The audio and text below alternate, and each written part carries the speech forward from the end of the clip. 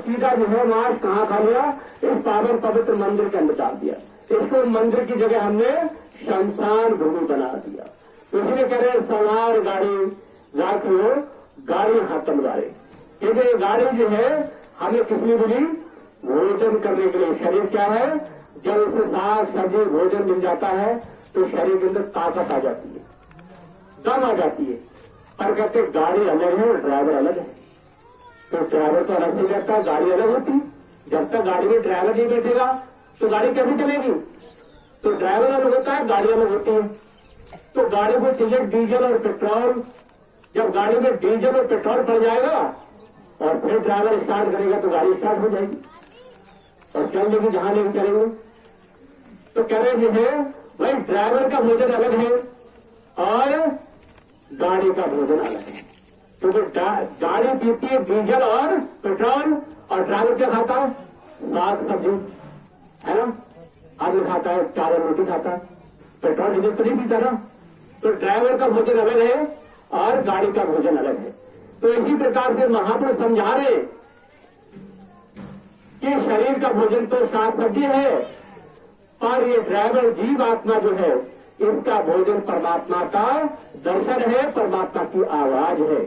हम इसलिए दुनिया में आए, इसलिए महापुरुष कह रहे हैं कि गाड़ी संहार गाड़ी राखो गाड़ी खत्म करे, क्योंकि हमें शरीर को केवल हरि भजन में लगाना है, परमात्मा के भजन में लगाना है। और इस आत्मा को भूखा नहीं रखना है। ये आत्मा आई थी हरि भजन करने के लिए। कहते आए थे हरि भजन को उड़कर लगे कपास, कि परमात्मा ने भेजा था हरि भजन करने के लिए।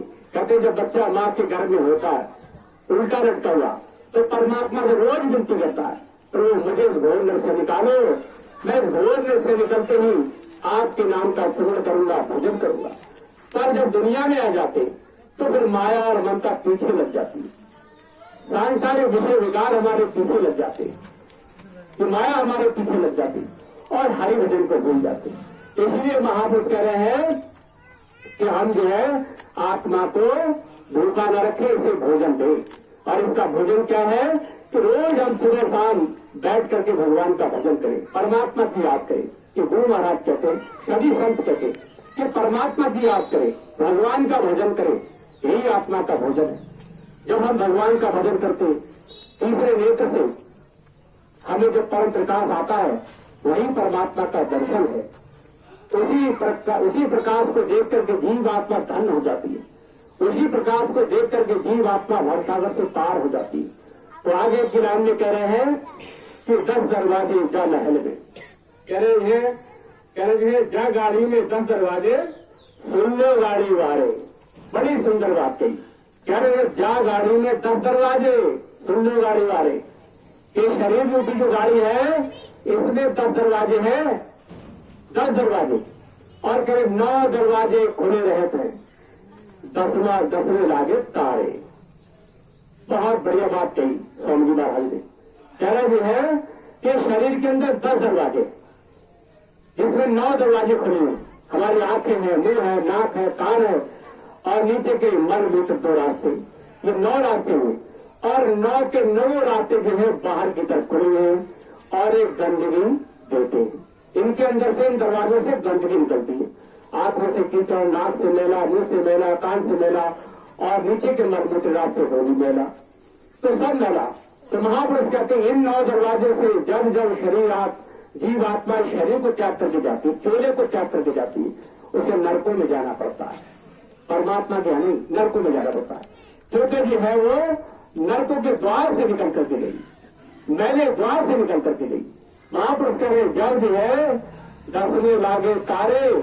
आज संत लोग दुनिया में किस लिए आए, इतने आश्रम दुनिया में बने हुए तो इसलिए आए हैं। 10वां तारा, 10वें द्वार में ताला लगा हुआ है, उसको खोलने के लिए आए, उसको खुलवाने के लिए आए। उसी की चाबी आपको बताई है उन्होंने। कह रहे हैं कि रोज परमात्मा का भजन करो, रोज हरि भजन करो, और रोज भजन करेंगे, हरि भजन करेंगे तो ताला कब खुलेगा आपको हमें कैसे पता लगेगा। महापुरुष करें कि जो है कि अंदर से प्रकाश आना शुरू हो जाएगा, तीसरे नेत्र से प्रकाश आना शुरू हो जाएगा और जो है फिर परमात्मा की आवाज आना शुरू हो जाएगी, जो धुन आना शुरू हो जाएगी। चाहे वो जो है घूंघट की आवाज हो, चाहे वो जो है घंटे की आवाज हो, शंख की आवाज हो, बीन की आवाज हो, वाशुओं की आवाज हो, 11 प्रकार की आवाजें इस मानव रूपी मंदिर के अंदर आती हैं। तो महापुरुष कह रहे जब ये ऐसी आवाजें आना शुरू जाती, मुस्लिम धर्म में भी कहा कि मूतु कबलंत मूतु, मूतु कबलंत मूतु, कि मौत से पहले मर जाओ। मुर्शिदों ने कहा, कामिल फकीरों ने कहा कि मौत से पहले मर जाओ, कि हम और आप जीते जी मरना सीख ले। तुम ऐसा ध्यान करें, ऐसा प्रभु की भक्ति करें कि जब हम ध्यान में बैठे हमें शरीर का और दुनिया का ध्यान न रहे, इस शरीर का और दुनिया का ध्यान न रहे। और जब ऐसी हालत हमारी बन जाएगी, अंदर प्रकाश आप दर्शन करते होंगे या फिर प्रभु की आवाज को सुनते होंगे, समझ लीजिए 10वां तारा आपने खोल लिया है, उसके ताले की कुंजी खुल चुकी, आपने अंदर प्रवेश कर लिया है। जब ऐसी हालत किसी भक्ति हो जाती है, और होती बहुत से भक्तों की ऐसी हालत है, बहुत से भाई यहां भी बैठे, उनके अंदर 24 घंटा आवाज आती रहती है। तो ऐसी हालत जब बन जाती है तो समझ लीजिए हमने जो है 10वें द्वार की चाबी जो है